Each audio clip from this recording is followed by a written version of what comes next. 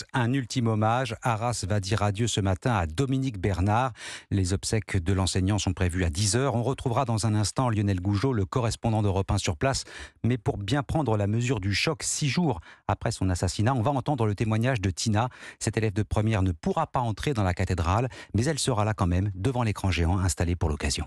Monsieur Bernard, tout le monde le connaissait au collège et au lycée et c'est vraiment un déchirement pour le lycée. Donc j'y vais avec beaucoup d'émotion et surtout beaucoup d'empathie pour les professeurs qui ont perdu leurs collègues de façon aussi tragique. C'est une façon de rendre un dernier hommage à cette personne qui s'est sacrifiée finalement pour ses élèves. On ne réalise pas encore bien ce qui vient de se passer en fait. Parce que normalement un professeur c'est quelqu'un qui est là pour enseigner, pour transmettre du savoir, et le fait qu'il soit sacrifié aussi sous le regard d'une haine aveugle, c'est déchirant et c'est beau par contre de voir que la France est autant soudée par rapport à cet événement tragique.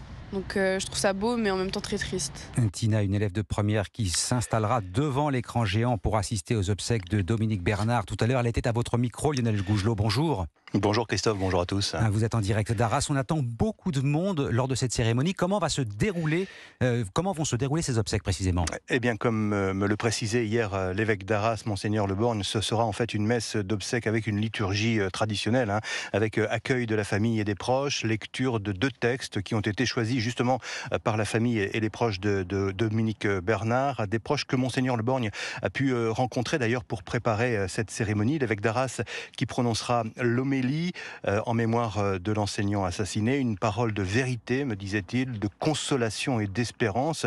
Tout cela, ce sera avant les prières et le dernier adieu, bien sûr. Les places à l'intérieur de la cathédrale d'Arras seront réservées aux proches, au monde enseignant et bien sûr aux officiels.